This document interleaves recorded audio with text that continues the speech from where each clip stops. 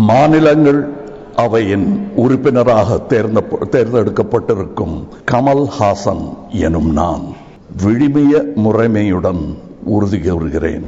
வணக்கம். அடையாங்க நீங்க வேற, அவர் எங்க பேசுற போறாரோன்னு பயந்து வைஸ் பிரசிடென்ட்டே ரிசைன் பண்ணிட்டு போயிட்டாரு. இப்போ எனக்கு அப்படியே குபீர்னு அடி வைத்துல.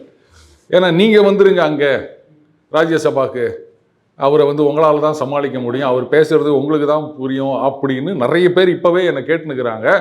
ஐயோ இந்த வம்பே வானா அப்படின்ட்டு தான் நான் அப்படியே கொஞ்சம் தலைமறைவாக ஓடினுக்கிறேன். எதுக்கு இந்த வம்பெல்லாம்? இதில் வேற இன்னும் சில பேர் இப்போ ஆரம்பிச்சிட்டாங்க பாருங்க. ஒரு சிங்கம் இல்லை, சிங்கம் அப்படி தான் சொல்லணும். இது ஒரு சிங்கமா? இது ராஜ்யசபாவுக்கு போய்கிறாரா? அங்கேயும் என்ன போயிட்டு ரிமோட்டை தூக்கி போடுவார?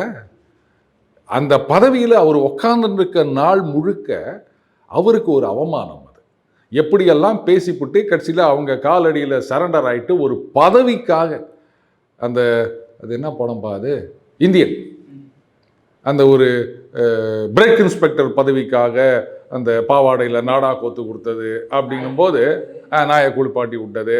ஸோ பிரேக் இன்ஸ்பெக்டர் பதவிக்கே இவ்வளோ பண்ணலான்னும் போது அப்போ இந்த பதவிக்கு இவ்வளோ பண்ணலாம் அப்படின்னு அவரே முடிவு பண்ணிட்டார் போல இருக்கு.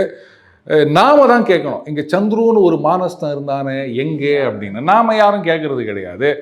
நமக்கு ஏதாவது பதவி வருதான்னு தான் நாம் பார்த்துட்ருக்கோம். அதனால் இந்த மாதிரி அசிங்கங்கள்லாம் நடந்து கொண்டே தான் இருக்கும்.